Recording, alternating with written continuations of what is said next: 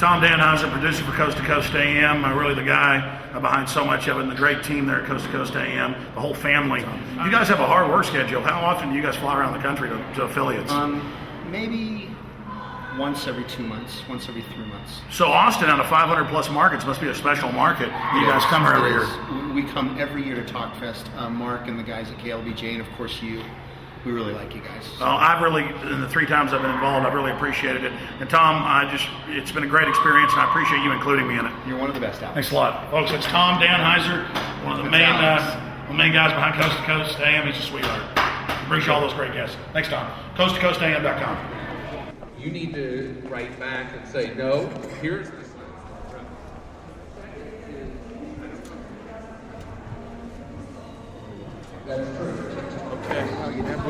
Well, I'm here with my friend George Noory in Austin, Texas at TalkFest. This is his 3rd time around in town. I'm always honored that he's invited me here. George, thanks for being here. Hello, Alex. Always a pleasure, my friend. You bet. So much is happening in the world. You're always interviewing me, but I'd like to interview you. What do you think is most important in society right now? The changes that are happening, the awakening, or the tyranny that's coming in? I think it's all a combination of everything. It's the awakening, it's knowing about the tyranny, and it's knowing what to do about it when all this happens. I think what's happening to society right now is people are beginning to become aware that they are getting the short end of the stick, and they are fed up. They are tired about it. They're tired about people forcing things down their throat. They're tired about people threatening to take away their guns. They're tired about getting overtaxed. They are just fed up. And this pressure cooker, which I call the pressure cooker of life, has got to get changed and has got to get released, or it's going to blow up. And what is happening is 3,000 people out there, and they all have their own topic ideas. So you can't restrict yourself to a smaller area of topics. You've got to be more widespread. George, just 2 more questions. I want to get into the New World Order underestimating the power of the people, just repeating what you said last night, the points you brought up. But also I want to spend some time on Worker on the Light and Workers on the Light. Tell us about Worker in the Light, and then the sequel that's about to come out, Workers in the Light. Worker in the Light, of course, is about my experiences in the paranormal world. Some of the experiments that I've done and some of the techniques I've used in order to tap into what I have always called a wireless internet in the universe, a path that will take you to incredible places, an incredible journey.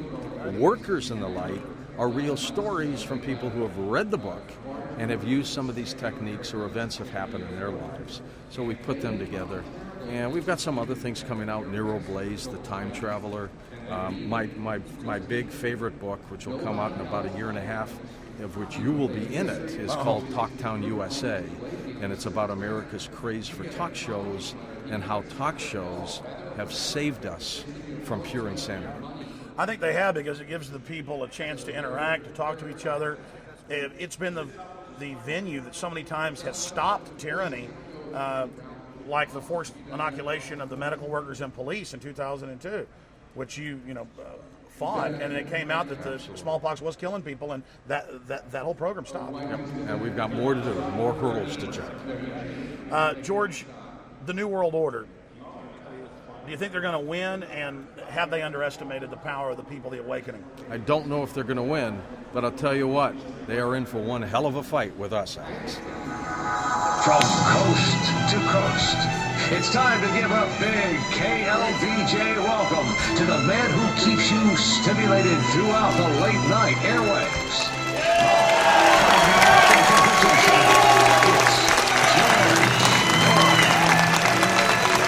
Yeah, let's hear it for George Noory.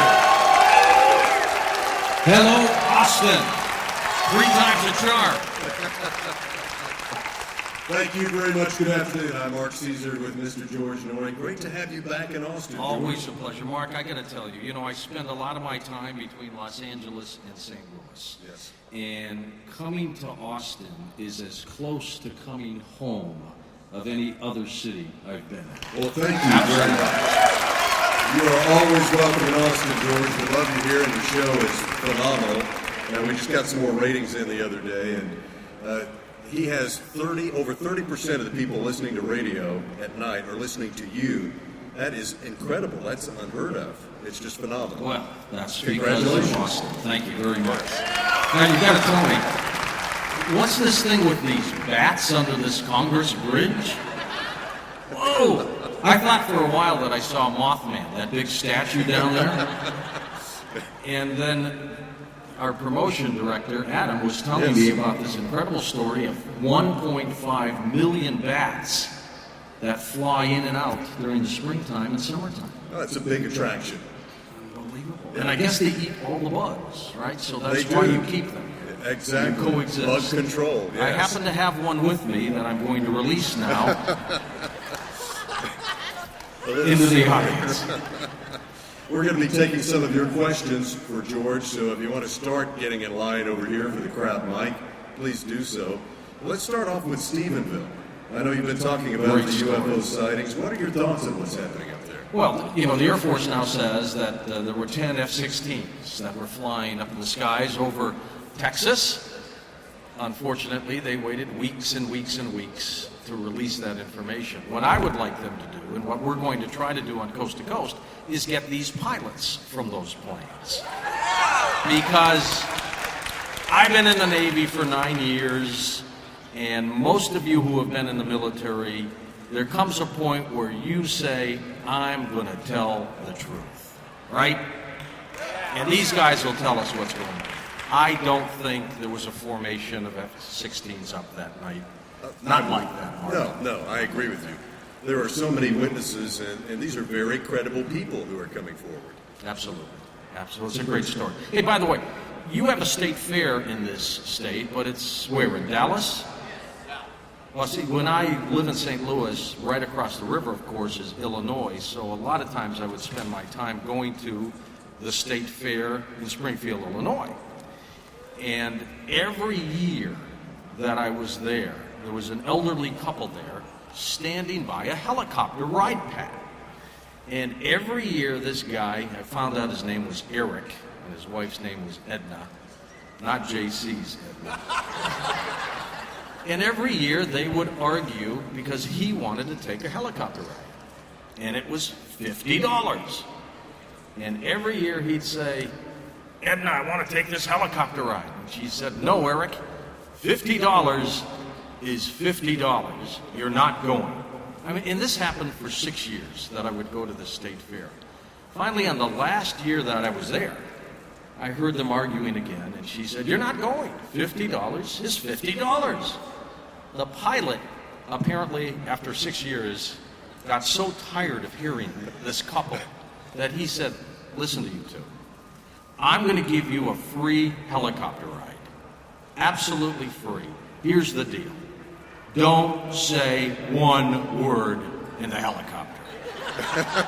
So Edna looked at Eric and went, well, not a bad deal. Even though $50 is $50. You gotta be quiet, Eric. And he said, I will, Edna. Rolled his eyes, and in the helicopter they went. Now this chopper pilot was a ex-Marine. And he is taking them on a ride that you can only imagine. Flips, turns, up, down. Not a word. He couldn't believe it. He finally lands. And he's talking to himself over his shoulder. And he says, I can't believe you people. I flew up. I flew down. Tumbles. Not a word. Not one word. It's free. And Eric said, well, I was going to say something when Edna fell out, but $50. $50. Thank you. Great one, George. Great one. You want to take some questions now? Absolutely. From the good folks here at the Austin Convention Center for TalkFest. Hi there, ma'am. What's your first name and what's your question for George? My first name is Patty, and is it all right to just relay a UFO story? 1969, Aspen Music Festival. It was 12,000 feet up in the air. I went and had a fight with my roommate, so I went up in the mountain looking at the stars. Back then, we were safe. And about 11 o'clock comes a meteor-like thing. It stalks over Aspen. It's the classical saucer shapes with the dome and the orange lights around. I recorded it in my diary, and then it went 3 o'clock is fast, 3,000 miles an hour. Sure. The next day, I ran into a piano player who was doing tarot cards. And he goes, something strange happened. Wait a minute, a piano player that does tarot? Yes. Remember, this is Aspen in the 60s. And he said something strange happened. He showed me his palm, and an S had appeared underneath the skin. He said, my name is Seth. We decided to go where he felt he had been contacted the night before. So we went to this, where they were building a new hospital in essence, very beautiful small town. Sure. I sat on a rock, holding my hands, waiting for him to do the tarot to see if we should continue. I had long hair then. I was wearing an astrology symbol. I was seated between two lit pillars. It's, the upshot being, he did the final card, which was Isis, the exact replica of me, sitting on the rock. Isis had the picture, the girl with the long hair, the emblem, the whole perfect picture. I looked at him, he looked at me, I said, I'm getting out of here. And, that was the end of my UFO experience. But you didn't marry him? No, but I just know someone in your Coast to Coast world from 1969 Aspen will hear this and maybe they'll go, oh my gosh, yes, I was there too, I saw it too. Great. And there are shadow people, I did see one of those too. They're everywhere. Hey, did you listen to our Doors program this week? Isn't that something? I got to tell you, what a great experience to be talking to two members of the Doors who worked with Jim Morrison every day of his life. And to finally find out from them that they think that he is indeed gone. Except they kind of left it, Robbie did, right at the end, like, I'm pretty sure he's gone, but we just never saw his body. You think Jim Morrison's still alive? Nah. Well, they both felt, though, that if he were alive, he would be on stage performing. Absolutely. He never stopped. Yeah. He never stopped.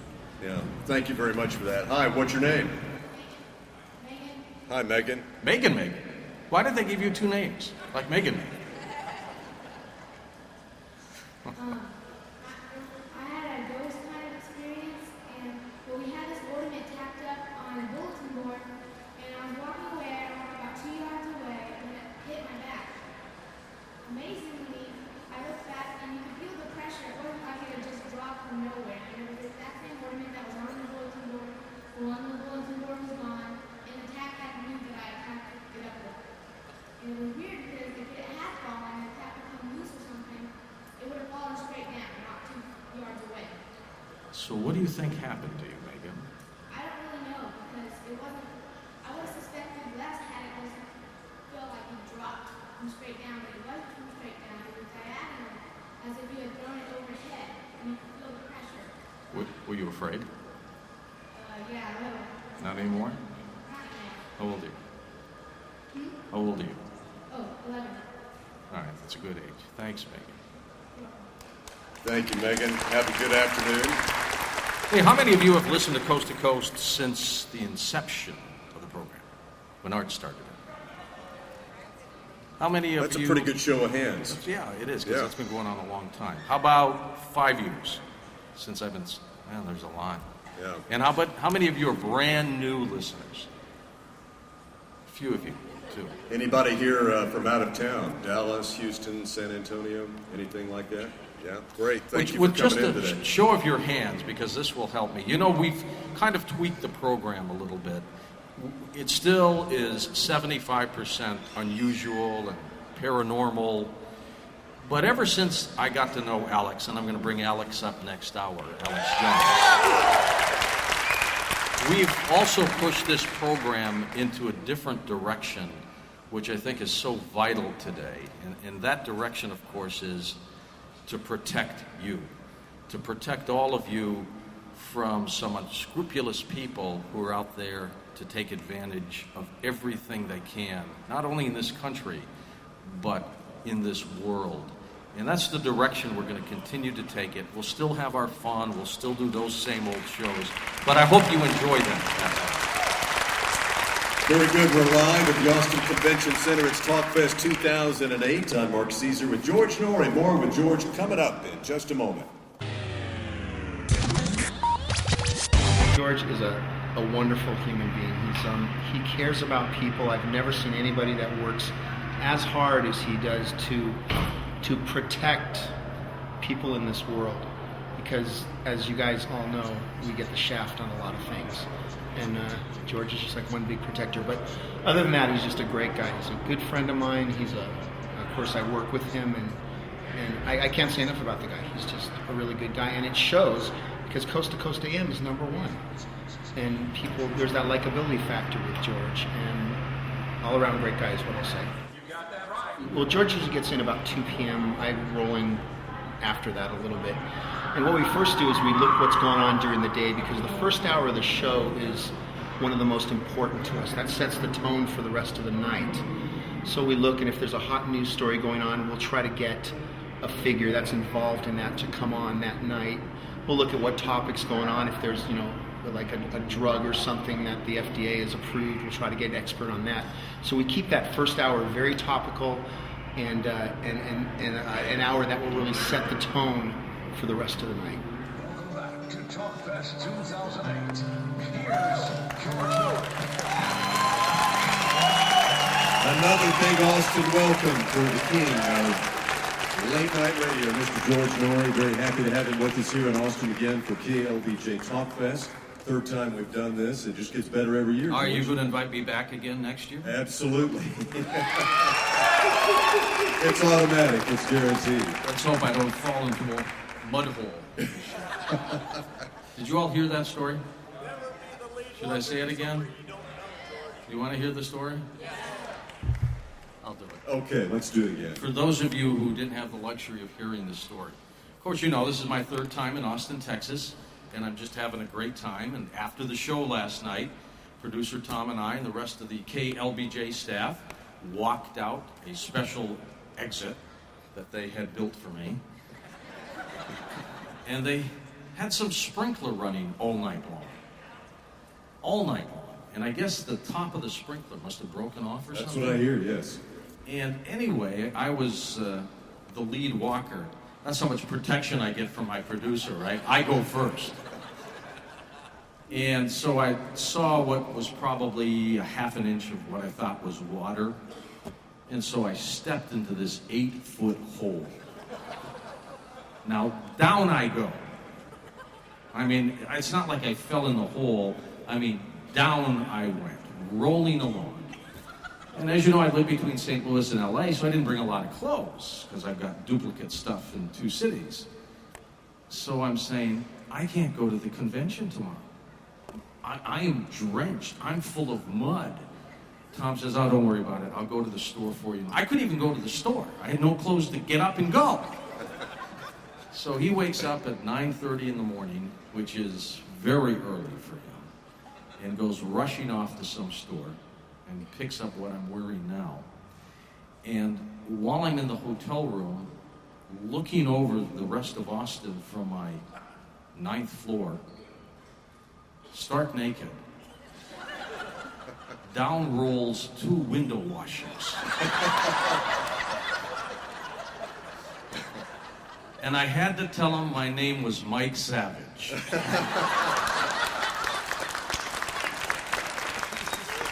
And then Clark Howard gives you a hard time. And boy, did his ratings plummet after that.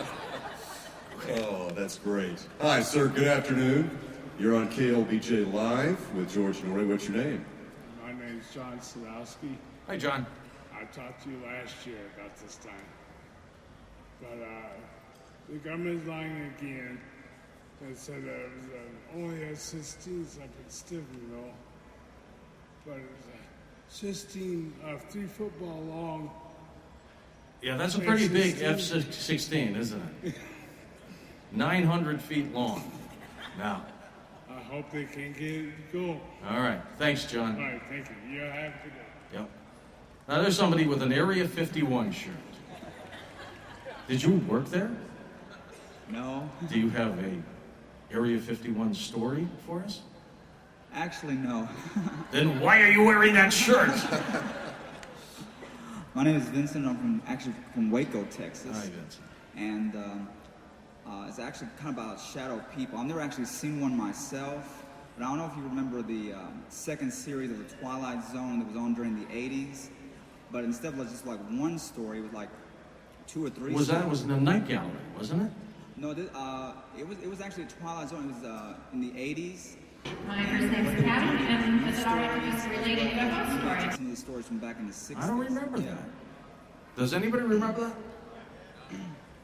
Yeah, But that's okay. It aired until about the early 90s. Okay. But like in the very first season, the first few episodes, like I said, instead of one story, like 2 or 3 stories in 1 hour.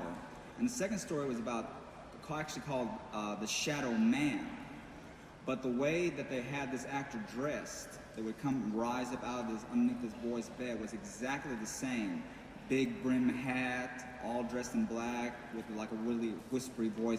I am the Shadow Man. I will never bother the person underneath whose bed I live. And I'm just thinking that the writer of that episode must have had some sort of experience. Of course, that's how they got that. Yeah. But when I started hearing about shadow people years ago, I was thinking, that reminds me a lot of that. And I don't know if that's like available on YouTube or DVD, because I've seen even recent episodes. I think it might be a new Twilight Zone. I don't know. Jessica Simpson was in one episode. I don't know, but Jessica Simpson. What was he, 10 then? Or what? Oh no, this one was more recent. Must have been sometime in the early 2000s. But I remember that one. It was in the mid 80s. All right. And I just thought I don't know if you'd ever had seen that or not. No, I don't remember that one. It might be something to look for if you ever get a chance. All right. Thank you. Thanks. You're working all the time, George. Do you get to enjoy movies? Do you see very many films? You mean at the theaters? Or at home? Sometimes. Sometimes. I'm not going to talk to you about my personal life, Mark. It's not your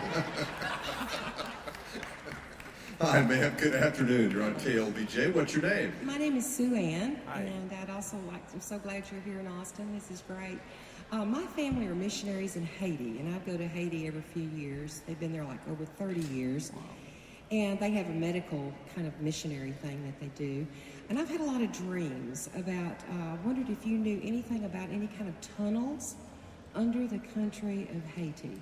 I was kind of asking several years ago before I went to sleep, because I really tried to get some real understanding about all that. And as far as like behind the door evil dwells kind of thing, and I just kind of wondered, I tried to do research on it, and I heard there were tunnels. And I just wondered if you knew anything about that. There are tunnels under most land masses. Okay. And what's in those tunnels is anybody's guess. You've heard many of the guests come on Coast to Coast. They talk about these strange beings that might live underground, different kinds of creatures. But in terms of Haiti, yes, there are tunnels there. What goes on in there, who knows?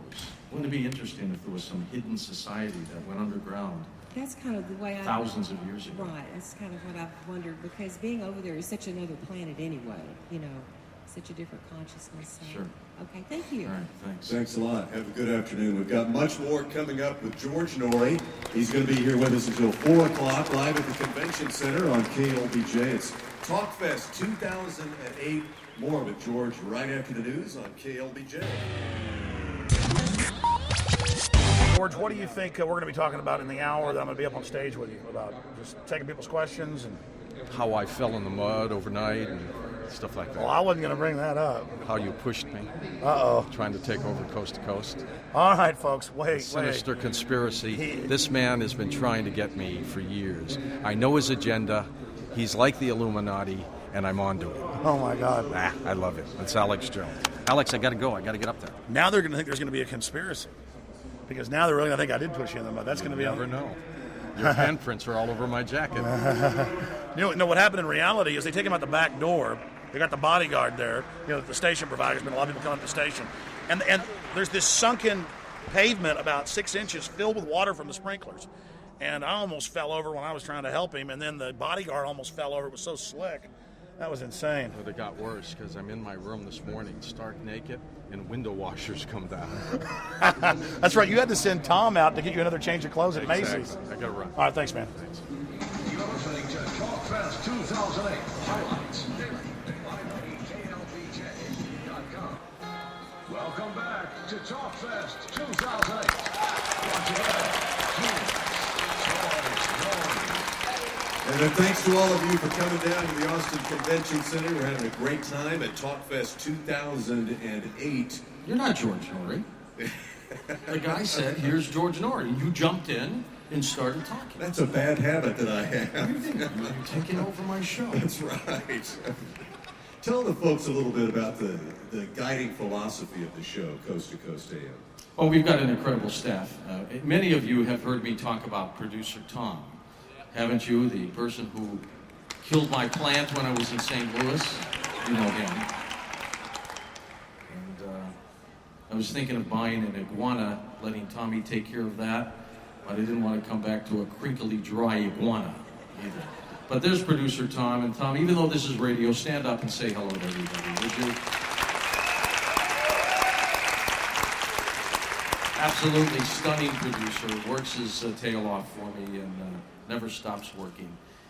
But we've got another group of staff back in Los Angeles and Medford, Oregon as well that really, you know, ever since I took over for Art, and you know how big those shoes were, thank God for Dr. Scholl's and foot padding, right? So but Art's a unique character and a different person. And back in September of 2002, after I'd been filling in for him, and I don't know how many of you knew the structure of what was going on, but back in St. Louis, as I was called the Nighthawk, I did my show from 9 p.m. to midnight Central Time. And there were many nights that Art could not do coast to coast. And the network was tired of running tapes all the time. So they were starting to look ferociously for his backup. Right. And, you know, we did a lot of similar things that Art did on coast to coast, so it was a natural evolution for us. But many nights after I did my 9 to 12 local show, I would get a call from the network, maybe even as late as 11 o'clock or 11:30, saying, Art's back is bad. He can't go on. Can you do the show? And during the commercial break, I would prepare coast to coast. Really? For that night. Your show prep was during the breaks? Yep, while I was doing my local show. And then I would go into the studio. We had a second studio. And I would wait there to see if Art's voice would come on. And after the Coast to Coast open, if we didn't hear Art, they turned my mic on. And I did the program. Now, we did that for probably about 4 months. Many nights I was on the air for 7 or 8 hours in a row. And then one night, Art called the network and said, just don't want to do it anymore. Just do weekends. I'm going to retire. Again. And so we cut a deal, and here I am. And we just renewed again for another 5 years. That's super news. Congratulations. Very well deserved. But the philosophy of the program, as I was saying, has changed and has evolved where I cannot let those airwaves go on anymore while so many people in this country are getting the short end of the stick. I think it's irresponsible, and somebody has got to help be a watchdog for so many things. And I think, as you will hear from Alex next hour with me, there are many things that we've done on this program that I'm very proud of, that I think we may have stopped or slowed down because of just the publicity of the things that have been going on. And this I will pledge you, and no, I'm not running for the presidency in 2012, not yet. This I can pledge you on Coast to Coast. We will continue to be your eyes and ears and watch your back. I think one good example is Morgellons disease. Your coverage of that was quite extensive, wasn't it? We finally, whatever this disease is, this creepy, crawling disease that so many people claim that they have, we finally got the FDA to do a study of it. And that took 2 years. 2 years, yeah. Any idea how many people are suffering with that right now? I would say thousands. Thousands. Can you imagine an affliction where you have the feeling of insects under your skin? Think about that for a moment. 24/7. 24/7. That would be a nightmarish condition. Absolutely. Yeah. That's right. Horrible. So you realize that covering current events and being the watchdog is a very important role for you now. It's critical. Yeah. It's critical. And, most of the mainstream media does not do that. Lou Dobbs does on CNN. Lou does a great job on that. And I would just wish in this year, though this is not a political show, as you well know, we'll probably ask the final candidates to come on the show so you have an opportunity to talk to them and call. They probably won't come on. It is unfortunate, and I'm not endorsing anybody because I'm not I'm not a Democrat, I'm not a Republican, I'm not a Libertarian, I'm George Noory. I am who I am. But it's unfortunate that you can't get the kind of exposure that someone like Ron Paul would need, right, to do what he does. I mean, he may be the only guy out there that I really, truly believe has no agenda other than want to support and help you. And I would hope, because I unfortunately don't think he's going to get the nomination, just because the media will not allow him to. I would hope whoever the candidate is smart enough to bring him in some form or capacity.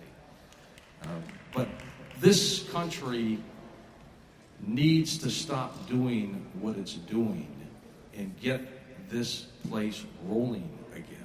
I mean, look what's happening with the subprime mortgage situation. I'm not going to ask you for a show of hands to ask you if you were in financial distress, because that's personal and private for you. But I would guess a lot of us are in this country, and nobody's doing anything about it. You spend $1 trillion in Iraq, that money could have gone here.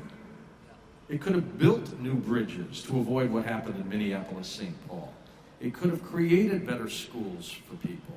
It could have created a better health care system. It could have pumped more money into the economy to create more jobs and to help people. And we're just not doing that. And so, honestly, this election this year, you got to vote, but I don't think there's anybody there to vote for anymore. Are you going to be doing more shows devoted to the financial situation? With the coast-to-coast twist, with the spin on why it's occurred.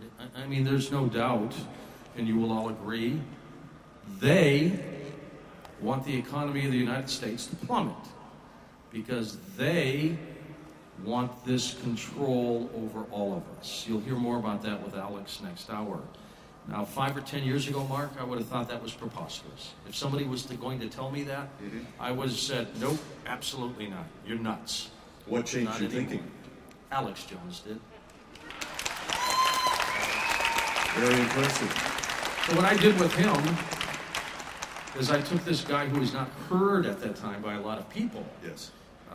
And I studied him, and I investigated him, and I did my homework and due diligence, and found out that he wasn't a whack job. He was just an excitable guy who knew the truth. And so I put him on the air. Alex is excitable? And yeah. As a matter of fact, Alex has been waiting here since Monday to get on the show. Monday. He was outside the door of KLBJ for 2 weeks for last night's show. Yes. He didn't want to miss it. We love that passion and zeal. But you know what? A lot of people don't understand him. You know, they think that he doesn't like this country. That's the farthest from the truth. What he doesn't like is to have you get the shaft. And we need more people like that.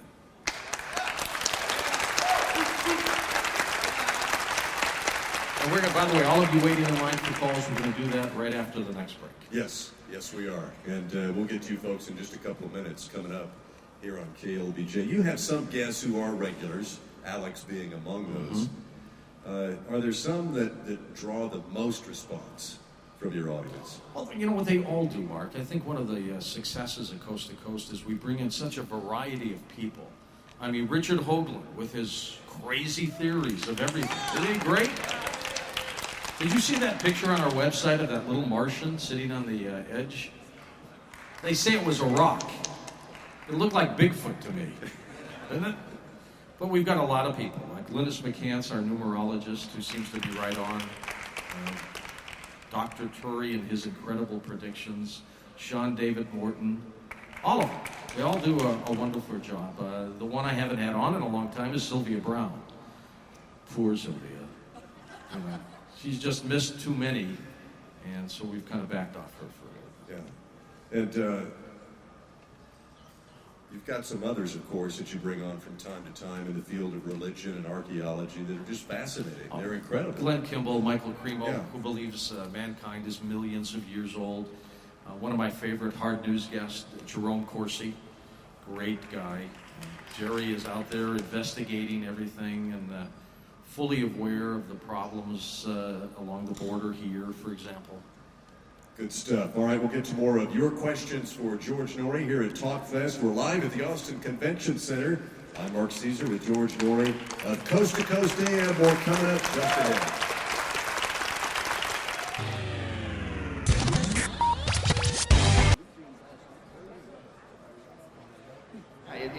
It's really unreal. In a lot of these cities, they'll go, ratings work on shares, and it's the share of the audience that listens to the radio.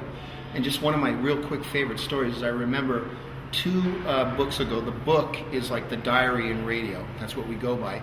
And 2 books ago, it was Oklahoma that went from a 0.9 to a 0.1. And what that means is they went all the way from 9 down to number 1. It was almost like everybody in that city, when they turned on their radio, was listening to Coast to Coast. That's what the share is like when the ratings companies add those up. It was amazing. It was really amazing. We're number 1 in New York, Chicago, Los Angeles, Austin.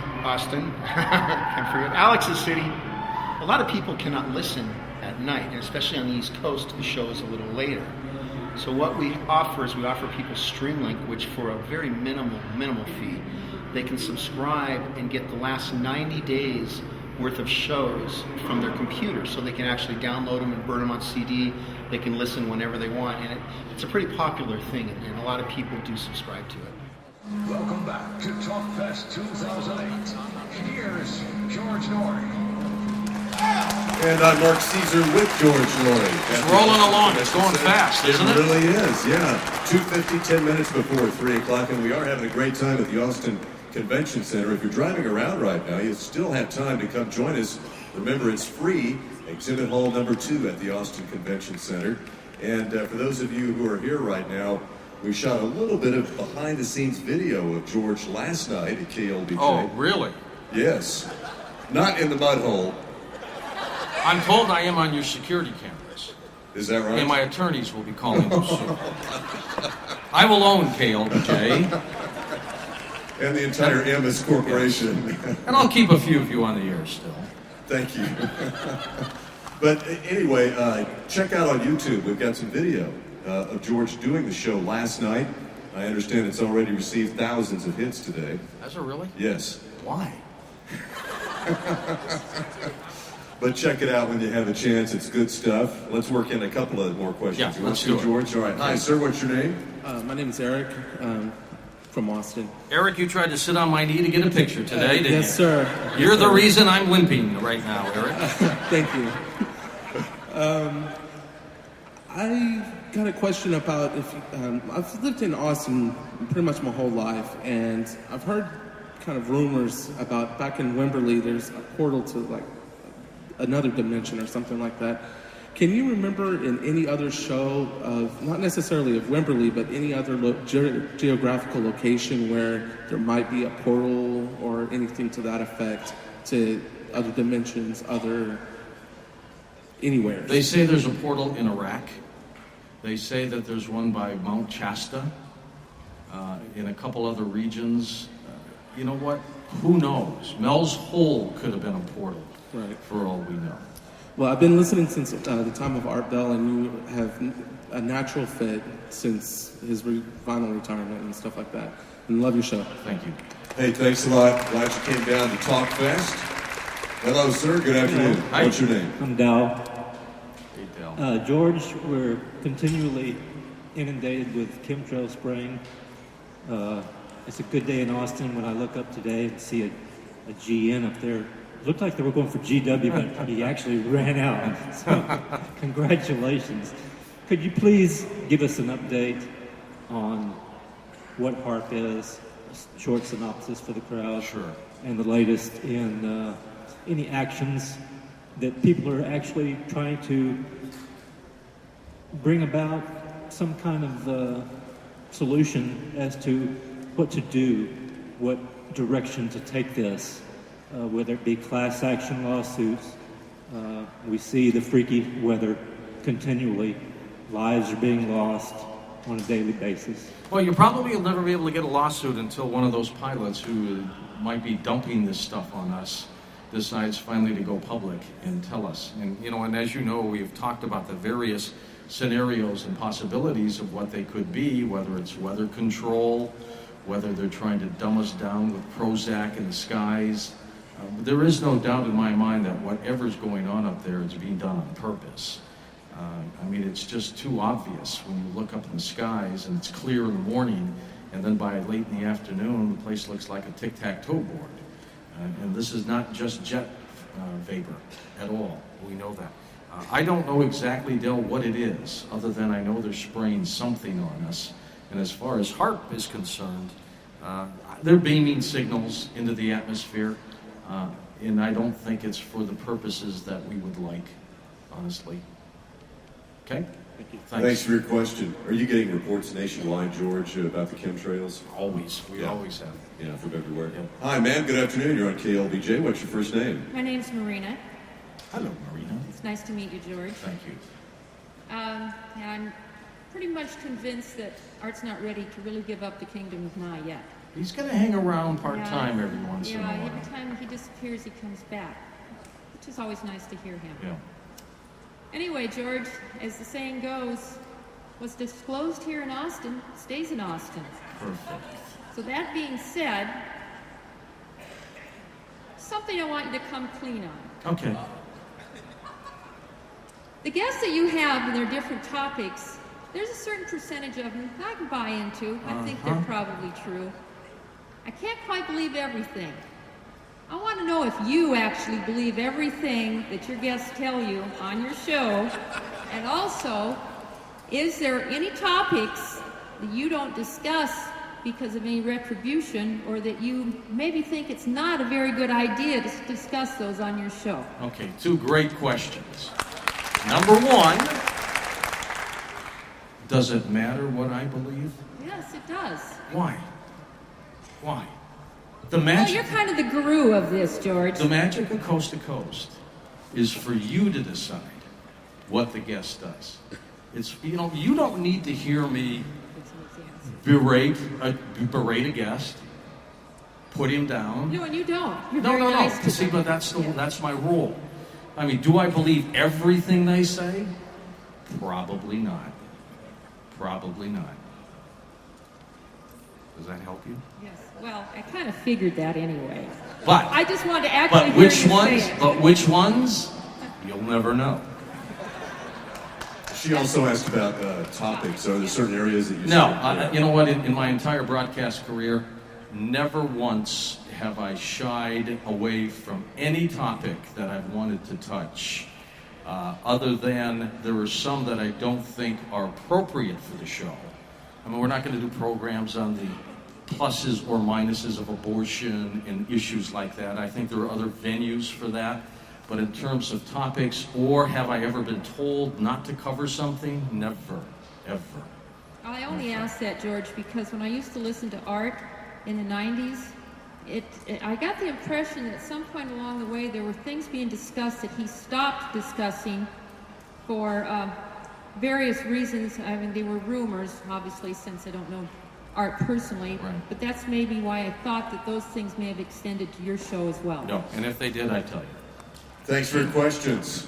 Thanks for coming down to TalkFest. Hello, sir. Good afternoon. What's your name? Ray? Hi, Ray. How you doing? George, I'm sorry to say I've never heard your show. I've never listened to Art Bell. Then what the heck are you doing here? Well, I knew that you were going to be here, so somebody told me about you, so I came here from 2 to 4, like they said. Well, good. Good to have you here. I saw people asking questions, so I thought maybe I could ask a few questions myself. Sure.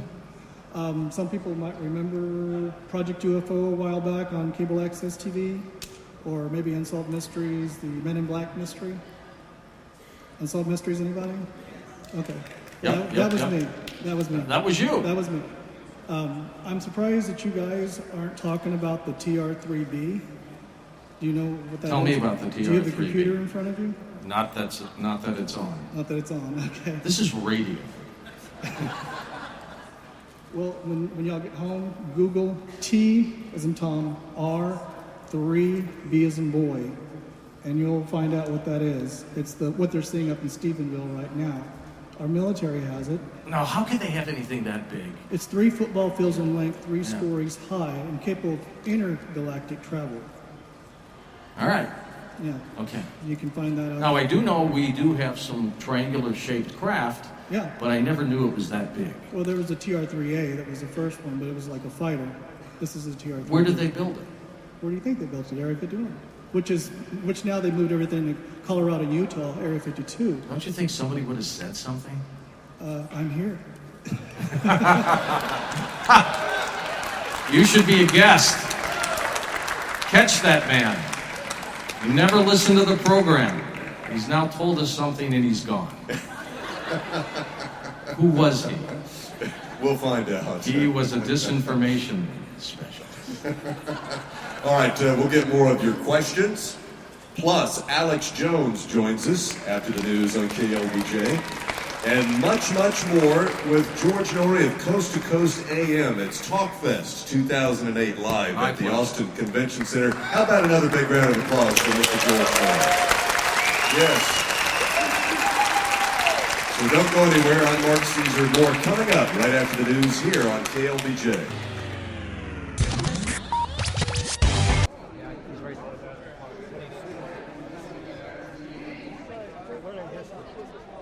There's Alex. What's happening, brother?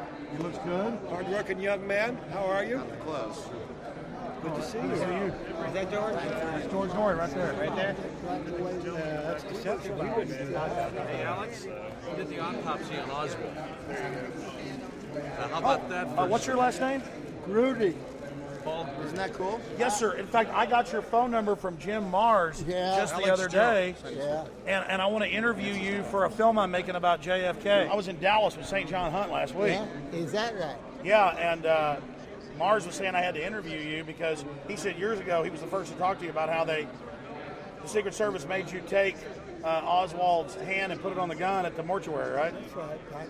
In my morgue is where they did it, and they left his hand all dirty, and I had to clean it up because they had the ink on his hand so they could print. You're kind of the guru of this, George.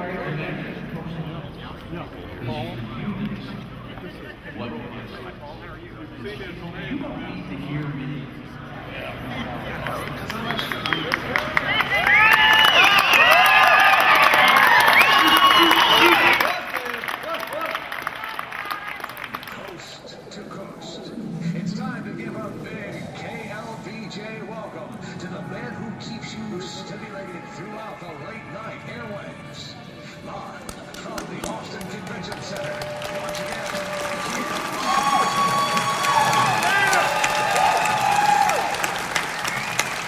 They love you, George. Well, I love them, Mark. Great to have all of you with us here at the Austin Convention Center for TalkFest. I'm Mark Caesar with George Noory and the man that you enjoy every Sunday afternoon on KLBJ, Mr. Alex Jones. Alex, Austin's own. I want to tell you a little story about Alex Jones. Must have been, what, 3 years ago? You were first on? Oh, I think it was almost 5 now, George. Oh, sorry, Alex. Time is flying by. Got an email from someone who said, you ought to consider having this Alex Jones guy on as a guest. And I said, who? And I started investigating and listening and looking at his websites, Infowars.com, PrisonPlanet.com. That's PrisonPlanet.com, George. And, I said, this guy's right on. And this guy is not holding back like so many other talk show hosts do. This guy's putting his neck in the noose. I'm amazed this guy's still alive. Well, George, it's not courage. I'm just can't control myself. So I get a text from my sister in Detroit today, and she said, Mom loves Alex's show with you last night. I said, what do you mean Mom loves Alex's show with me last night? Oh, God. She loves him. She loves him. I gotta get his books. I gotta get his DVDs. I gotta get his message. And so you owe me books and DVDs. I'm going to send you a huge shipment, George. But You're going to anyways, be sitting on crates of them. I brought him in, and I got to tell you, I stuck my neck in the noose as well, because there were some people and some program directors in this country who were a little uneasy about me taking this direction with the guy who I call the Bulldog.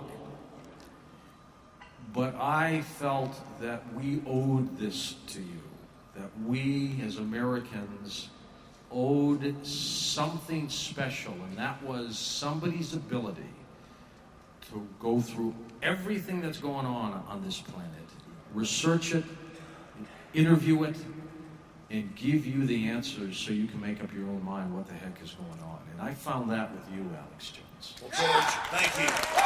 You know, when George says that they don't tell him what to say, he can do whatever he wants, that's true, because he had me on, and since then he's had a lot of other really hardcore, heavy-hitting guests and experts on. And George has never told me what I can or can't talk about, and that's something special when you have an audience of 16 million. And I talk a lot about this, but Bill O'Reilly, the big ego, I'm not attacking him, I'm just saying he's a big ego. He's got 3 million viewers to his TV show a night, and they talk about the biggest thing since sliced bread on cable television. The audience is all broken up. George, in most cities, has over 30% of the total radio audience for the entire market, and in some areas, more than half of it. Half the people listening to radio, not just talk radio, but radio at night are listening to this guy.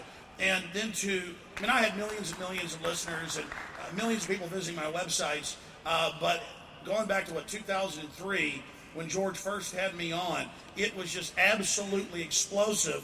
And suddenly, we were getting about 2 million visitors a week to all the websites. We had 20 plus million visitors in one day. So I guess his entire audience went over to the site, and then I could extrapolate that out with political movements and things that have changed and things that have happened. And so the major breakthrough, we're already having a huge effect, was George having me on. And now it is kosher, even on MSNBC with Jim Cramer, to say the Federal Reserve's private, they're ripping us off, they're private central bankers, New World Order, Ron Paul, yes, the gold's been stolen from Fort Knox.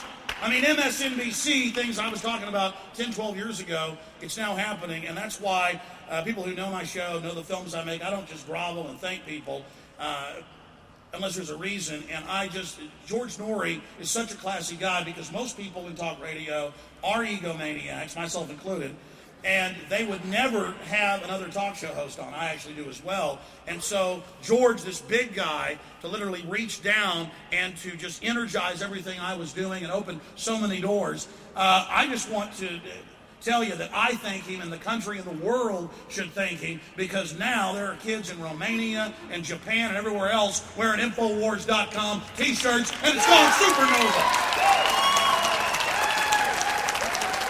This is the guy right here. He's the fire starter. He lit the keg of TNT that's going to blow the New World Order sky high in the info war. Oh, what the heck did I do? However, you may kiss my ring, Alex. All right, there you go. But we need a watchdog like this in this country, because nobody else is going to do it. They're going to tell you what they want you to think, and they'll keep going down their merry way. I don't agree with everything Alex Jones says. He knows that. But I do agree with his right to say it, and I do agree with his right to investigate it. And honestly, after he says what he says, there's a lot of truth to it. There's a lot of truth to it. He does not make these stories up.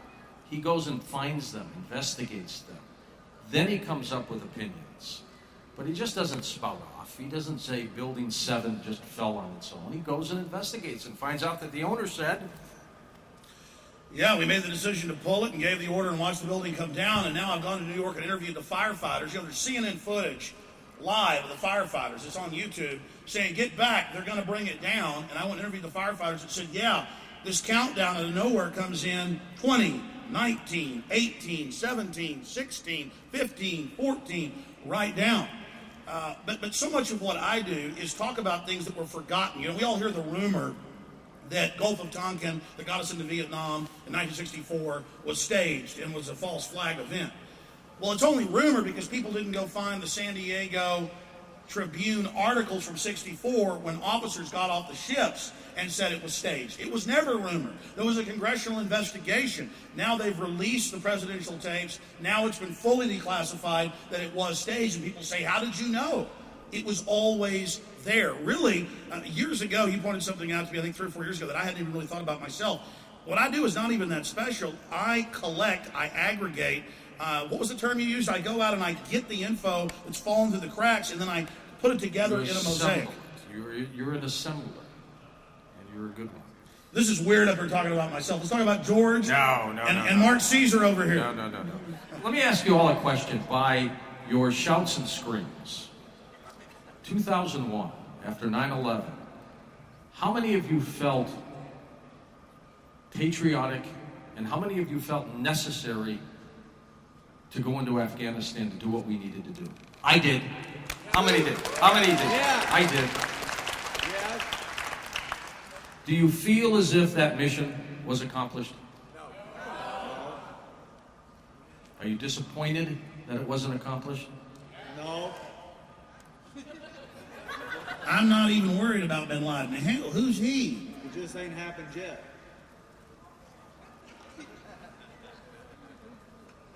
How many of you feel tricked?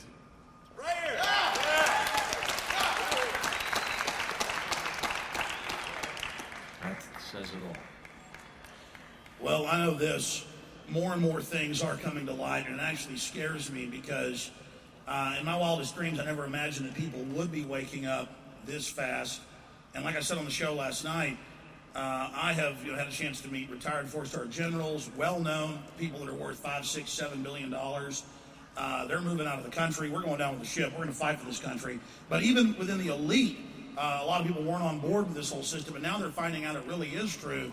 And we're at a crossroads. The big question now here is the New World Order going to get away with what they're doing, or is this awakening taking place going to be enough to short-circuit their operation and back them off? I hope that's the case, but 3 years ago on the show, we went to Bilderberg, we covered it. We went to it again last year and the year before that, covering it.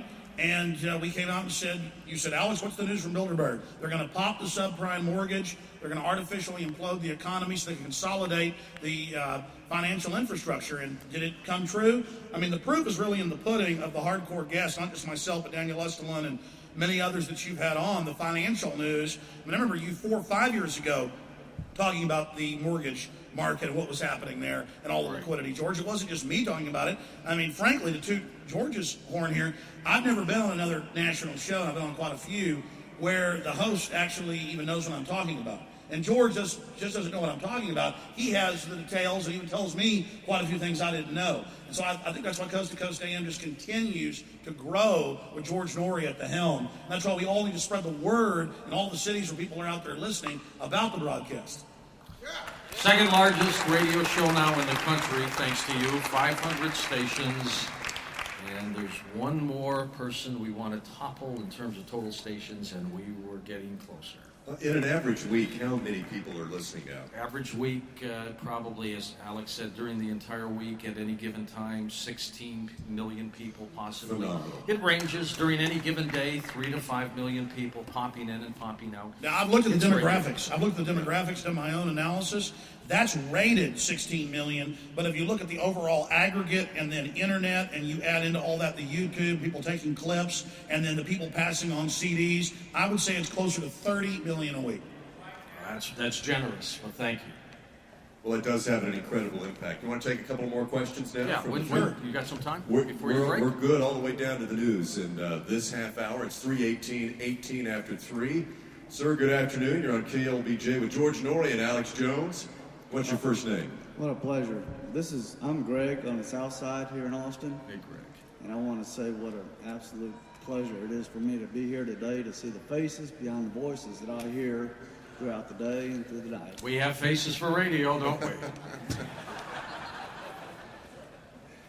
George, I'm glad that you like to come to this town once a year.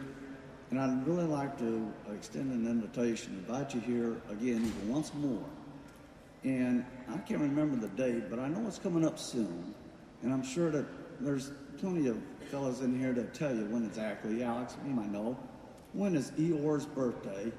I don't know when Eeyore's birthday George, inquire about Eeyore's birthday. It's here in the spring. I think it's towards the end of March. And is it towards April? Last weekend of April. It is a day-long event. It's about 10,000 people on LSD. But now, I didn't do that in my college days, but I did open up a window to a lot of people. Yeah. it will give you the opportunity to put faces towards some of these stories that you hear every night. All right. Eeyore's birthday. Who's Eeyore? Well, Eeyore... He's sad in the Winnie the Pooh story. Winnie the Pooh, the donkey. Yeah, okay. And the hippies all run around worshiping him. All right, I thought this was something new here in Austin. Well, no, it was because Eeyore never got a birthday. And because Eeyore never got a birthday party, and when You know what I think? They have I think Eeyore's with Al-Qaeda. Thank you. We'll come back for that. All right. You should. You got it. Thanks a lot. Appreciate it. We need to investigate Igor. He's with Bin Laden. Eeyore, not Igor. Whatever. Igor. Igor's the guy with the hump. I know. Frankenstein. I know, it's a joke. Eeyore. I know. Good afternoon, sir. What's your first name? You're on KLBJ with George Noory and Alex Jones. I'm Sal, and it's a treat to be in person with you, George, and Alex both. Thank you, Sal. And, Lord Noory, by the way. No, stop it, Alex. I'm his apprentice. He actually. However, Lord Jones. I will, however, leave my car in about 35 minutes. Alex. Yes, sir. I'll get it for you. Well, connecting the last segment to this segment, we talked about shadow people on the last segment. And I just wanted to say shadow people comes from Greek tradition, and with Greek theater, speaking outward like you two are doing, you projected outward and admonished people for their wrongdoing and or trying to bring awareness and unity to the crowd. And that's exactly what you're doing. And the last... The town criers. I'm sorry? Kind of like the town criers. That's right. More like the court jester. Yes. I really appreciate this facilitation of unity that you're bringing on board. This is Sal. great. And I wanted to just feel your presence. That's why I showed up. Thank you so much. Thank you. All right. Thank you very much. There's a presence I've felt since... Good afternoon, sir. You really are certified. Hey, well, you've seen that line in Network. I was telling the story earlier today where Howard Beale comes in to talk to the head of the corporation. They're wanting to censor him with what he's talking about with the New World Order. And he says, "How are you doing, Mr. Bill?" And he says, "I'm mad as a hatter." And he goes, "Aren't we all? Have a seat." You do know after I fell into this 8-foot hole last night, after I went back to my room and looked at the back of my jacket, it had your handprints on my back. I was like, "George, look at this cliff over here." I was trying to show him the bats and get up on the bridge. There. He's involved in a conspiracy all the way. That's right. Hello, sir. Good afternoon. What's your name? My name is Bob. Good afternoon, George. Thank you for coming to Austin. First, I'll have to compliment your show on its bumper music. It's out of this world. I especially love Inca Dance. Do you choose the rotation? We all pick. Generally, when you're going to hear some of the strange older stuff, I probably did that. Dean Martin singing "That's Amore," I probably. What's the name of the theme song, the intro song? That's Midnight Express. Out of all the shows you've done, I know I'm handing you a tough one, but who is the most memorial guest you've ever had on your show? And out of all the calls you've got, is there one particular call that really sticks in your mind as being an unusual call?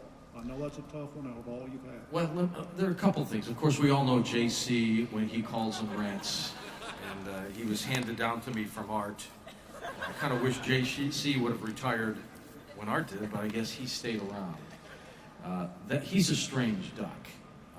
But in terms of the calls, they all stick out every once in a while. They're all different, but the ones you remember the most are the calls from the person who's alone at night, who might be suicidal, and you turn their life around for that moment. And that you know in your heart, you really know that they're going to listen again the next night and the next night. And, that's one of the reasons why I work holidays on a scheduled work day, because there's so many people out there who do not have the luxury of having a family, that they have fallen in love with this program. and that this program is their family. And you all know what I'm talking about. You have that special feeling of this program. You know, we visit... it's those kind of calls. You know, the ones you truly touch. One of my favorites, of course, though, was the woman who called me and said, George, there are no more stars. They're gone. And I went on with her for about 15 minutes, convincing her that all the stars had burned out. And then I got a call from a guy who was with his girlfriend in a hot tub who said, you're lying to us. I can see, well, maybe 2 stars. But I remember them all. Well, I mean, we visit my grandmother every week. She lives there in Austin, 80-something years old. I know she's listening right now, but she just loves you. She's ended up becoming nocturnal for the show because she listens on 590. I want to say hi to her. You know, my children call her Gigi because she's their grandmother. But she talks about you, you know, like you're her, you know, personal friend. And so you have so many, I mean, it's the dichotomy. There's a lot of other big national shows that have certain audiences, maybe the old or the middle-aged or the young. But you, and I've seen the demographics, I've seen the local ratings, it is just an incredibly diverse across race, across age. You've got 15-year-olds listening. You've got 82-year-olds listening. I don't know why it is such a phenomenon right now. You know, Art gave me an incredible platform to work from. You know, it's kind of nice to be given something that is so strong from the get-go. And you know, maybe I was smart enough to maintain it and to grow it a little bit and to put my own spin on it, as he always told me to do. And I'm sure there are some nights he'll listen to the show and his eyes will roll. Oh, I know his eyes will roll. But I am who I am. I'm different, and you know, this society and this world has changed over the last 7 years, and the program needed to change with it a little bit too. I think when you were here last year, you said you had never met. I finally got to meet him. I met him in March when he was given a Lifetime Achievement Award, and they gave me the distinction and honor to introduce him. So I pulled out some old clips of Art when little things happened to him on the air, and we just had a great time. Remember the super glue? Yeah, I remember that episode. Sir, good afternoon. You're on KLBJ 326. What's your name? Nice to have you with us. Thank you. My name's Dave, and I'm a native Austinite. And I just have a comment. Want to thank you all for being patriots, and thank you for getting the message out there to information and spreading awareness. And the best defense against tyranny is a well-informed and well-armed populace. Absolutely. And I think that everybody should try Streamlink out. I understand you have a free Streamlink weekend's coming up in February. I encourage everybody to check that out. That way, it'll literally bring these ideas that exist in the nighttime into the daylight, literally. And David, of course, is the center for the Dallas Mavericks. Maybe one day. Yeah. You know, last night you wanted to get into the Second Amendment, you never did, but that really is under attack. Yeah. Hi. How's it going? I'm Eric from San Marcos. Hi, Eric. Yeah, I'd like to say I wish that KLBJ would take out the rush time slot and put Alex Jones there. I think he'd be a lot better in this world. Well, I am live on the air at that time, but I was going to syndicated Sunday show, and I'm happy with that. I lose my lunch every time I hear that around noontime. But don't forget, he's the reason why we talk show hosts are here right now. But he saw that vision. Do a complete 180. I don't mean anything bad by this, but it is predicted, it's actually prophesized in Revelations of the one world government, and it will happen. And when it does happen, I just ask everybody to keep your faith in the Creator and God, because He will see you through. Thank you, guys. All right, thanks. All right, thanks for coming down today. Hi, sir. Good afternoon. You're on KLBJ. What's your name? Hi, my name is Josué Sola, and I was born in Monterrey, Mexico, but I live in Austin. Hola. Hola. That's my word. That's it. Vaya con Dios. Well, that's goodbye. Anyways, I want to thank you very much, George, for the show. I enjoy it very much every night. But I have a question for Alex. I saw your TV, like a video where you actually ended up going into this forest where they were doing a sacrifice. Bohemian Grove. Yeah, Bohemian Grove, actually, and they had the owl Sure. and everything. Well, you showed that there was a person, you just said something about a sacrifice, and it looked like there was a person. You never explained on the show if a person got sacrificed. Well, you're probably watching the local TV show where I played a clip. Was it? It was you got your DVD. Was it on commercial television? TV. It was on TV. So it was me at a desk and I played a clip.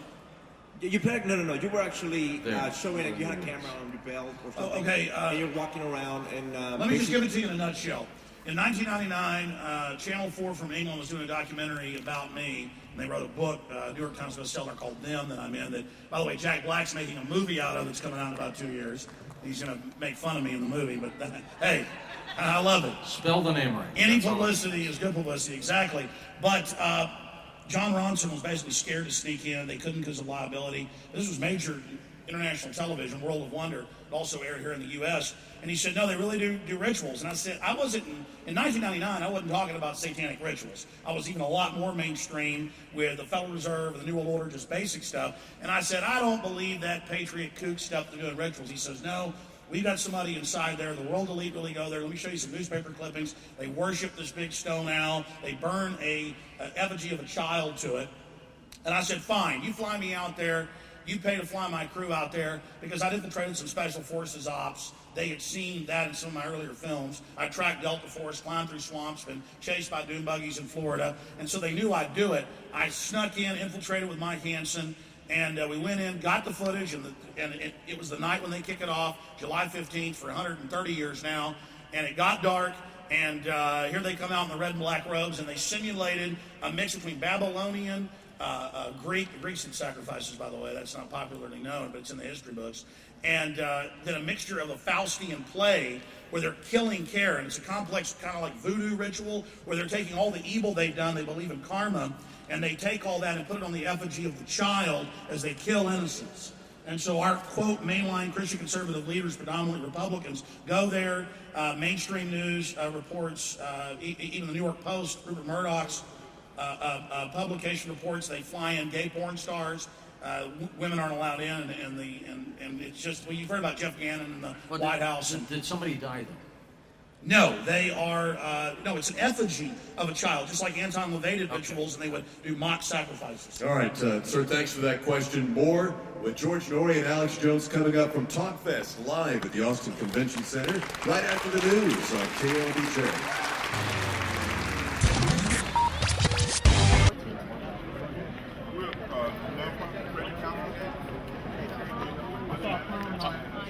No, I'm sorry. I was just going to say, yeah. All right, I'm sorry. The head? Have you signed that? You have way too much fun with your show. I'm having fun today because this is a fun event. Actually, a very serious transmission. There you go. I signed it. Oh, you already signed it. Look at there. Mark, want to get Mark to sign it? Yes. Thank you. Kenny Romar tonight's going to be doing an interview with this alien. Kenny told me he's doing UFOs tonight. That's why. Oh, that's right. He's doing Stephenville. Hey, I might ask you about the mainstreaming of it now with Larry King Live talking about it. Isn't that incredible? Yeah, they're kind of making us passe, but now we're always on the cutting edge. Just looking into your crystal ball the next year, the next 2 years, I mean, you saw this a long time ago coming when you really started shifting some of the format of Coast to Coast AM, into, the really hardcore, up-to-date news and analysis with what's happening with the New World Order. Well, first off, why did you start shifting the show quite a few degrees into that 5 years ago? I had to. I had to be responsible. I could not go on the air every night and talk about the fun, entertaining, and provocative things that we always do and still do, but things are too serious now. I mean, I love talking about UFOs. I love talking about ghosts. I love talking about Bigfoot. It's the staple of the program. But if you do that every night, on a mass audience basis that Coast to Coast has, millions of listeners, 500 stations, XM satellite, Streamlink, and do not touch on the issues that affect our lives, we are wasting airwaves and we are wasting our ability to change. And I could not go back on myself and say, George, come on now. This world is way too serious. we've got to make some change. We've got to make an imprint in life, and that's why I decided to make that change. George, I think you really did, in a lot of ways, open doors for people in the alternative media, because since you've been bringing on people to your 16 million plus audience every night, I have just seen so many changes, and I talk to so many people on the street when I'm in England or Mexico or New York City, and they say, well, I first started waking up to the New World Order listening to George Noory and the guest he was having on. I mean, what does that feel like, A, and B, I mean, are you aware of the big effect you've had?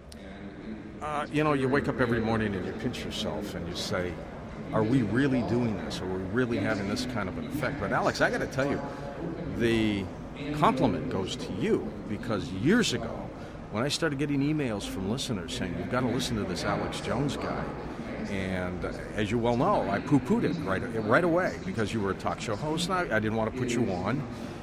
But I started listening to you. I took the due diligence to listen to you. And I said, George, you have got to be above this. He's got his own talk show. So what? His message needs to be heard by a larger audience. Well, I have to say, no other national talk show host would do that, and much less the second most listened to talk show host after Limbaugh in the country. That takes a lot of confidence to be able to do that. Well, and we did. And you've made a world of difference, not only for the Coast listeners, but I think for this country, because what has happened to you is the message is getting out. You get interviewed on C-SPAN now. You're all over the place.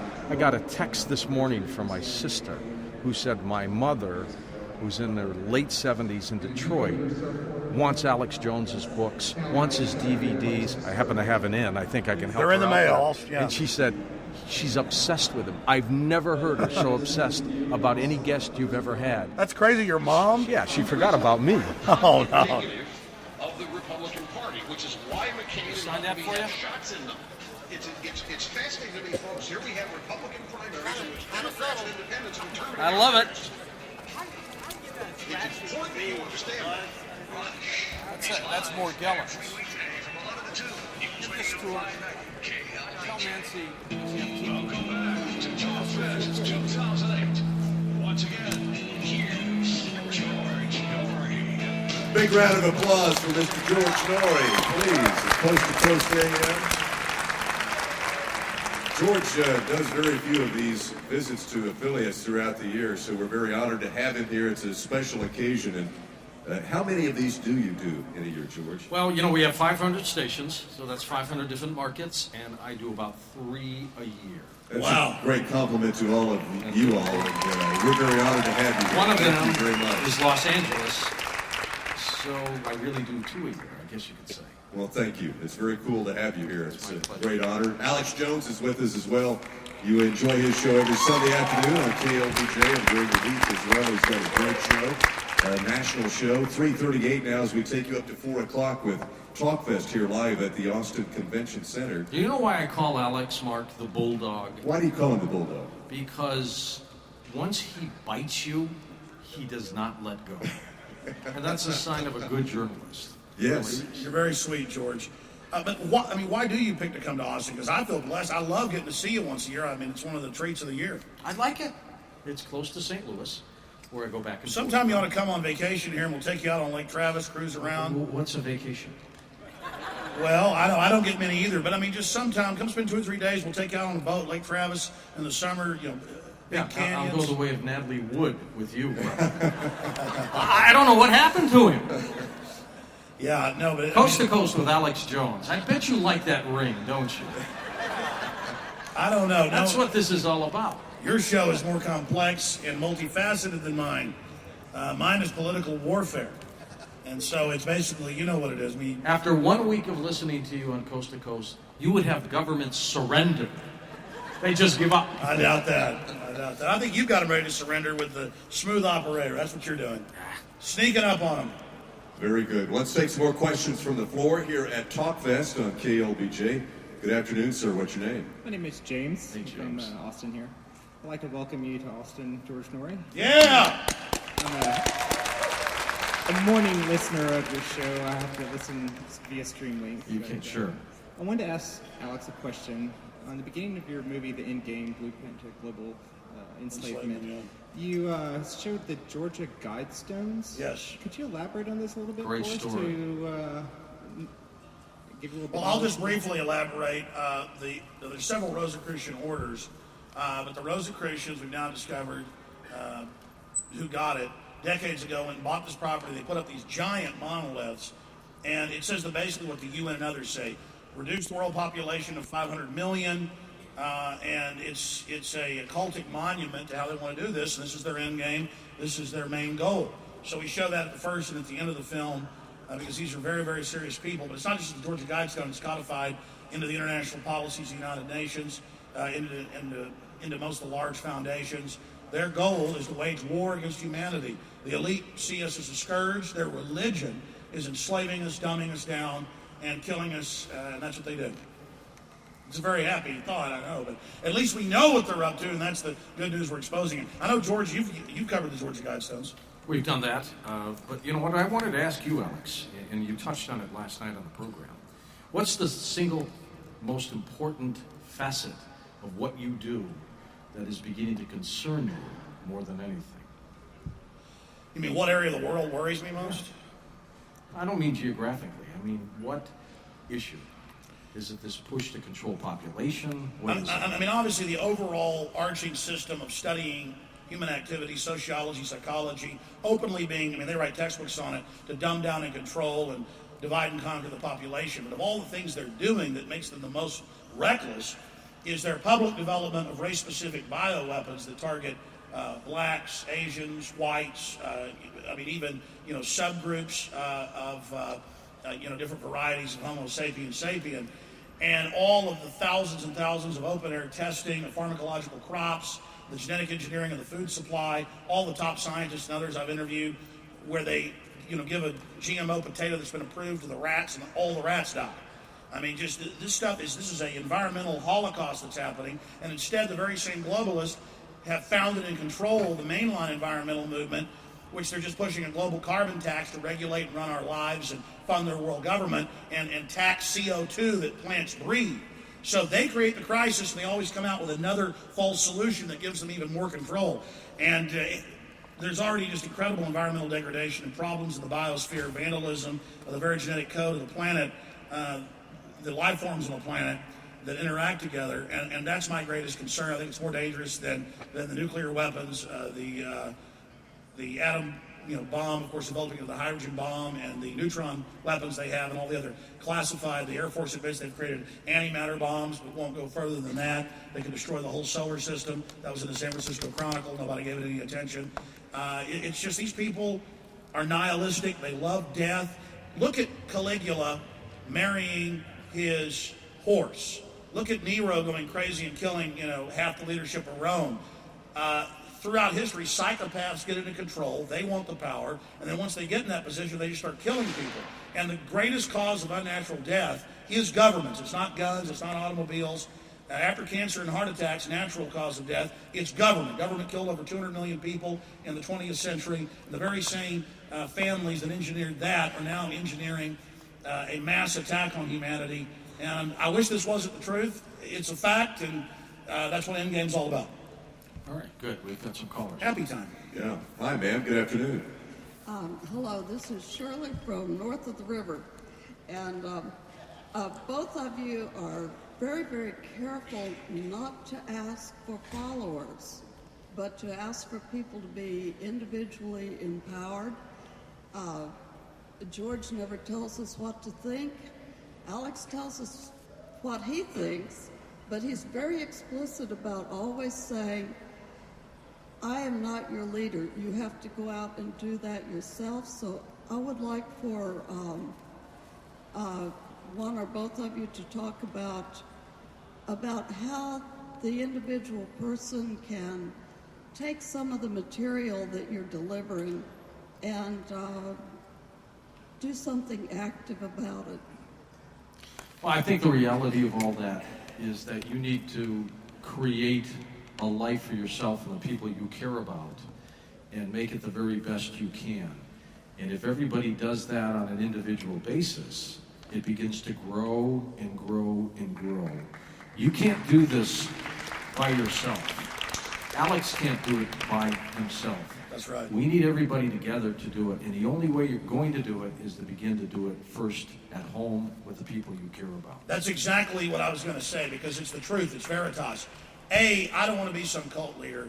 I don't like people following me. I'm actually a very private person, and probably a very calm, quiet person. I get excited when I talk about these issues. My brain starts going. But I don't want people to follow me, not just because I don't like it, but I don't like that as well, but mainly because it's individually we're going to take this planet back. Individually, we're going to change the world. We wouldn't have this corrupt elite if we hadn't gotten decadent and corrupt and, tuned out of what was happening. I'm trying to get people to just question, look outside the box, question everything. That's why I love Coast to Coast AM, because they do that. They get people thinking. Even if you don't agree with all of it, and George doesn't agree with all the guests he has on, even me, I don't agree with everything I even cover, the guests I have on all the time. It's that we're trying to get people thinking. We're trying to find the truth. That's the mystery of life. That's what it's really all about. And so if we start just taking care of each other and not fighting with each other and thinking and debating, that's what's going to bring us, towards the light instead of towards the darkness. Thanks. Thanks for that question, man. Hi, sir. Good afternoon. What's your first name? You're on KLBJ. Greetings and peace. Pleasure to meet you here. Apologies if I stay anonymous. I'm from the U.S. I'm just one of his kids here. All right. The information that you present about the possibility of people conspiring towards a one-world government is, shall we say, serious, and something that those of us who are listening to you really cannot afford to not be skeptic about. Peace. These are serious things that, if are true, will be affecting all of our lives in most fundamental ways. Abilities to feed ourselves and our families and our children's. What I have here is simply a request.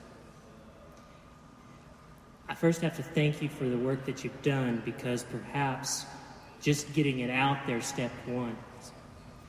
But now that so many people are perhaps listening and listening very closely, if you can, search your hearts and ask yourself what you really believe, and see if, when presenting this, you can do it without getting caught up in any drama yourself. Because, peace, if this is real, we need as grounded and honest and sober look at this situation as possible.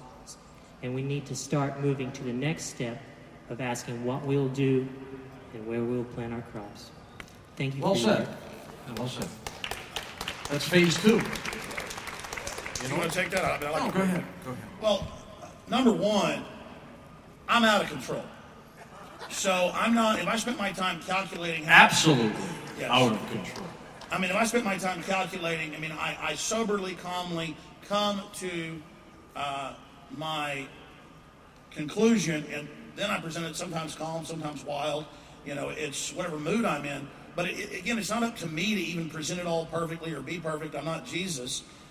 It's up to you, as you said, to not believe what I'm saying, to go investigate it, and to find out if I tell you an SPP document the Judicial Watch sued to get from the federal government says they're setting up a North American Union. I want you to go to the Judicial Watch website. I want you to get those documents. I want you to call the phone numbers that are on those documents. I want you to find out that's true. I am telling you the truth. Believe me, I got about a 98% accuracy rate. I wish this stuff wasn't true. I told you 2-3 years ago that, the point is that it's up to you what you do individually. I can't tell you what to do about all this. I don't think you can tell me how to present all of this. And you say, well, we know now. What's the next step? I don't think we're done with step 1 yet of getting people awake to the threat. A lot of people are awake, and it's growing faster. But, George, what is step 2? Step 2 is exactly what he said. Now we have to continue stepping up to the plate. We have done, I think, the best job we can to let this world know that something's going on. How many of you feel it? You know it's going to happen, right? Good or bad, something is going to happen. And as I've always said on the program, we're all in this together. It's not just you or you or you. This is a collective thing. I don't want you to wake up one morning if you see another 9/11 tragedy, however it may occur, and think you're isolated. You're all by yourself. You're depressed. It's all over for you. That's not the case. This is a big planet, and we continue to band together, and you're going to see the remarkable change eventually it will make. There's too many of us for them to beat. There really is. And one day, we'll be the ones in charge. Very good. More coming up with George Noory and Alex Jones. It's TalkFest live at the Austin Convention Center, 350. Don't go anywhere. More coming up just ahead.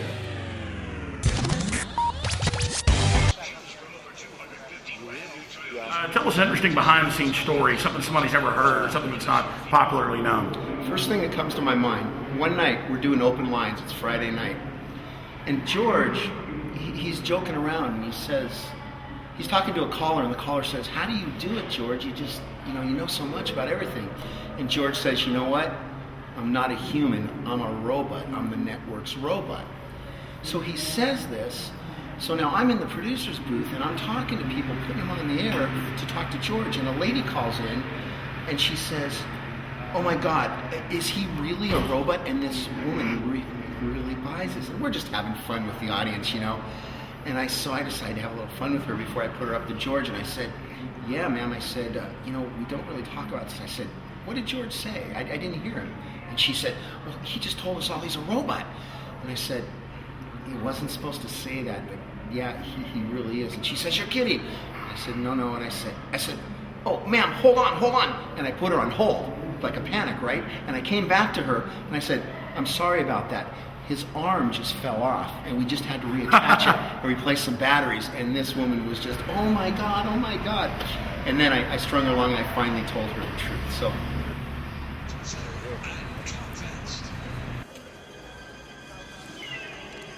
Good afternoon, I'm Mark Caesar with George Noory and Alex Jones live at the Austin Convention Center. And it's great to see all of you down here this afternoon. We really love putting on TalkFest for you. And George, I know in these last few minutes you want to have an opportunity to say thanks to all the great folks in Austin. Absolutely. What a great crowd. Once again, every year, everybody in Austin just comes out here with the KLBJ TalkFest and just does a superb job supporting us and being part of this. And I want to thank all of you for making my continual stay at Coast to Coast as comfortable as it is. It was not very easy for me to come in there and do what I had to do, but many of you, I mean a tremendous amount of you, were so supportive in emails, letters, and phone calls, and just listening to the show. It meant a lot to me. And I will continue to come out here as long as you want me to, and as long as the man upstairs allows me to. That is great. And make this one of my homes. I mean, you have truly touched my heart. Well, thank you, George. We love what you do, and it's an honor to have you here. We're thrilled, and thank you so much. Anytime. It's great to have you here. All right, sir, we'll squeeze in one or two more questions. How are you today? What's your name? I'm doing good. My name's Arjuna, and it's always nice to see you, Alex and George. Arjuna, welcome. See you. Thank you. I have a quick question. You, the other day on your show, you had mentioned you had talked to somebody from NASA who was leaking information about an asteroid that had a 50-50 chance. You saved the best question for the last. What is the update on that? David Sereda was our guest. He's talked to a NASA expert. There is an asteroid that is coming very close to the planet on January 29th, Tuesday, I believe. And he thinks there's a 50-50 chance of it hitting the planet. Most astronomers do not think it's going to hit the planet, and I want to make sure everybody understands that. Most astronomers say it's not going to hit the planet. The problem is there's so many of these rocks, and until 20 years ago, with the Shoemaker-Levy discovery, with it striking Saturn, or was it Jupiter? I forget. They now know that so many of these really do hit, and it isn't every million years, it's every few thousand. Remember what happened in Siberia? Yep. We'll be on the air that night, and if for some reason you hear me go, you know it hit. Thank you. Your engineer's going nuts. What did he just do to my microphone? I know. All right, sir, step up to the microphone. You're on KLBJ with George Noory and Alex Jones. How are you? Go ahead, sir. Hello. Hi. How you doing? It's a pleasure to be here. It's great to meet Alex. I had a quick question, maybe something to think about. I was thinking about ways we could fight back. And banks are generally, the way they work is with funny money, and they're overextended on their obligations. They very much depend on the flow of money to keep everything floating. And I was just wondering what would happen if we all started taking our money out of the bank. Oh, you don't want to do that. They'll do it for you. The central banks themselves are accelerating this contraction so they can consolidate and get all the smaller and medium-sized banks. The big central banks that actually issue liquidity, most banks don't, and issue currency, and we have all their documents, IMF and World Bank documents on this. Joseph Stiglitz, their chief economist, World Bank quit and went public 2002. They issued all this currency and credit to get the medium-sized banks and individuals overextended. So we want to keep the system from imploding because that's what they want. Well said again, Alex. But keep your money in the bank. It's just a thought. I would hedge your bets, diversify. Great. Thank you. And thanks for listening, guys. We've got 2 minutes here. Any final thoughts, George, for the good folks here in look, Austin? for those of you who really want information about what's happening on this planet, I invite you and implore you all to go to Infowars.com, PrisonPlanet.com. I'm serious. This man has done a remarkable amount of work. He's put his own funds into his projects. Unlike so many other people, he puts his money where his mouth is. George, in closing, I wanted to thank you for all you've done, and Mark over there, but thank you, George. What a class act. Stay healthy, my friend. I worry about you. George looks younger every year I see him. I look older every year. Yes. All right, guys. Get rid of those white sideburns. Thanks so much, guys. Thanks to Alex Jones. George, thank you. Another phenomenal show. We really appreciate it. Thanks to all of you for coming down to Talk Fest. We appreciate our sponsors as well. Have a safe trip to St. Louis, George. Thank you. Yay! Hey, George, great job. Great job, folks. Awesome. Come on. Yeah. Standing ovation for Mr. George Noory. Right. Yeah, very good. Alex Jones, thank you very much. Alex is on tomorrow afternoon at 4 on KLBJ on North Caesar. And thanks so much for another phenomenal Talk Fest here on KLBJ. We appreciate all of our sponsors and all of you listeners who came down to the Austin Convention Center today. Have a safe trip home. A good afternoon, and be sure to have KLBJ on your radio as you drive home from Talk Fest at the Austin Convention Center. The news is coming up next on KLBJ.